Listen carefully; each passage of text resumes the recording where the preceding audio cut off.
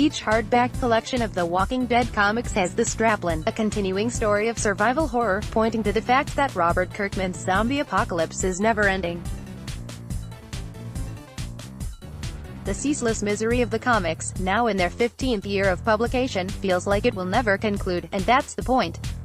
As such, Telltale's fourth season of The Walking Dead is breaking new ground. Billed as the final season, it's bringing a complete storyline to a close for the first time in the franchise's history. That storyline is Clementine's, who we first met as a child in Season 1.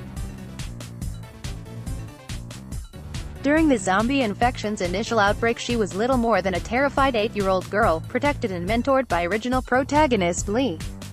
9 in-game years later, and her story has come full circle. The final season's opening episode, Done Running, depicts a hardened 17-year-old Clem working out how to keep 5-year-old AJ not only alive, but teach him how to be human in a world where humanity has almost slipped away entirely.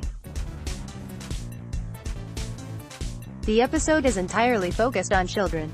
Clem and AJ quickly find themselves at the remains of a boarding school that's run by a gang of teenagers. While never spelling it out, the setup is a harrowing reminder that, in such a dire situation, adults quickly die and leave their charges to fend for themselves. Clem is not a singular case study of this scenario. Her story is the norm for so many, and Done Running acts as a gathering point for others with similar backgrounds. The Walking Dead's harsh world has taught children to be ruthless to survive, but they lack the diplomatic knowledge of the old world's adults. As such, it's unsurprising to see Done Running lean into the themes explored by William Golding's The Lord of the Flies. Clementine's new allies, suffocating in a brew of secrecy, fear, and hormones, descend into violence, and it's up to you to decide how Clem's actions will steer the fate of this group. One of the best horror sequences I've ever played. That's no easy task, not least because you're accompanied by an unpredictable preschooler birthed into a world where everyone carries a revolver. While your choices have yet to fully develop by the end of Episode 1, it's clear that every decision will mold AJ's destiny. The lessons you teach him, drawn either from the ways of the old world or the harsh realities of the new one, dictate whether he'll mature into a compassionate or ruthless survivor. The setup for this 4-episode story is strong, then, although that's hardly surprising given the largely consistent level of quality of Telltale's whole series. What is surprising is the level of presentation on show. Telltale has never made a game that looks and feels this good. For this final season, the developer has opted for an over-the-shoulder camera, making environments feel more claustrophobic and unsettling than ever, which in turn brings the game closer to Resident Evil.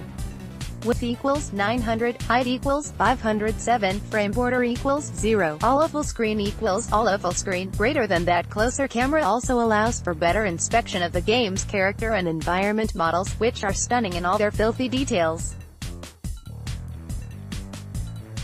This pushes the Telltale dual engine to its very limits, which makes for numerous frame rate drops, and so the developer's decision to jump ship to Unity for future projects has come just in time. Telltale has issued a release schedule for The Walking Dead, the final season. That means we know the release dates of each of the 4 episodes. Expect the conclusion to arrive in December. The final season release schedule. Furthermore, Telltale's artists should be commended for their new draw distance technology, which renders faraway items in a monochrome, scratchy style identical to that of the comic book's illustrator, Charlie Adlard. The distant items gradually shift to Telltale's more detailed style, the closer you get to them. It's a striking transition that ties both sides of the universe together. The improved art is accompanied by refreshed direction when it comes to the game's set pieces, which have never felt so cine-literate. An early segment sees Clem and AJ fending off walkers as they attempt to crawl their way into a moving car. The entire segment is shot in a single take, with the camera moving smoothly between viewpoints in a manner that evokes Alfonso Cuarón's directorial style, especially in his 2006 dystopian thriller Children of Men. It's one of the best horror sequences I've ever played. Done Running works as both a promise and a delivery on that promise. It sets up a new angle for The Walking Dead and a final moral mountain for players to climb, and proves that it's got the mechanical, stylistic, and scripting capabilities to deliver on it. With any luck, the remaining 3 episodes will offer the same level of quality, too. But even without the slick direction and gorgeous art, Clem's story has always been enough to carry The Walking Dead, more so than any of the wider universe's other characters. And now she's on the run. It'll no doubt be heartbreaking to witness where she stops to make her final stand. The ending is sure to be built on a foundation of tears, but it'll be comforting to know that Telltale is sending off one of modern gaming's best characters with a tremendous swan song.